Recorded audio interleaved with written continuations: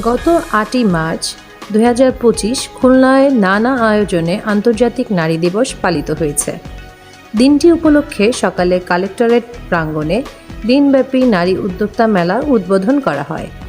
খুলনার বিভাগীয় কমিশনার মোহাম্মদ ফিরোজ সরকার এ মেলায় উদ্বোধন করেন। পরে মেলার ১৫টি স্টলে নারী উদ্যোক্তাদের উৎপাদিত পণ্য ঘুরে দেখেন তিনি। সকাল ১১টায় অধিকার সমতা, ক্ষমতায়ন, নারী ও কন্যার উন্নয়ন এই প্রতিপাদ্য নিয়ে জেলা প্রশাসকের সম্মেলন কক্ষে আলোচনা সভা অনুষ্ঠিত হয়। জেলা প্রশাসক Mohammad Saiful Islam, police super T M. Mosharraf Hossain, মহিলা বিষয়ক দপ্তরের উপপরিচালক সুরাইয়া সিদ্দিকা সহ সরকারি দপ্তরের কর্মকর্তা ও নারী সংগঠনের প্রতিনিধিরা এই অনুষ্ঠানে উপস্থিত ছিলেন।